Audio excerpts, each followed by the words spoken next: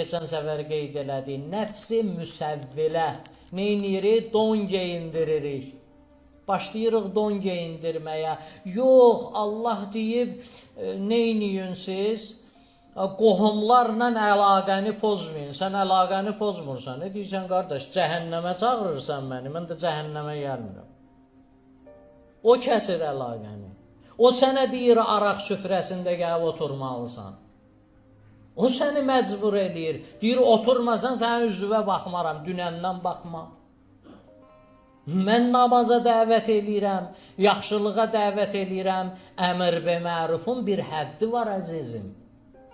Əmr və məruf o həddə olmalıdır ki, dinin hörməti sındırılmasın. Məsələn, 5 dəfə dedim buna, gördüm məsxərə eləyir, qılmırsan dünəndən qılma. Qılmırsan, o sən, o sənin canın, o da cəhənnəm, özün bilərsən. O sənin məsələndir. Mən dinin hörmətin, şəriətin hörmətin kiminsə qabağında sındırmamalıyam. Bəli, göstərəcəm ona yanğımı. İçimdəki ona olan yanğımı göstərməliyəm, o məndən görməlidir. Gördün artıq əhəmiyyət vermir, gördün artıq hörmətsizlik edir. Ondan sonra Həzrət Peyğəmbəri Allah Quranda buyurur ki, Peyğəmbər cahillərin başını burax.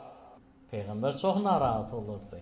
O həddə narahat olurdu. Səhərə kimi ibadət eləyir, səhərə kimi dua eləyir. Gözləri şişir Peyğəmbərin, ayaqları şişir Peyğəmbərin. Quran ayəsi gəlir ki, Taha ma ənzəlna aleykəl Qur'anə litəşqa.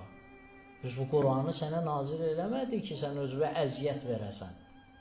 Bir yerdə gəlir Peyğəmbərə deyir, and olsun canıva, bunların hamısını töküb cəhənnəmə yandırarım. Sən niyə narahat olursan?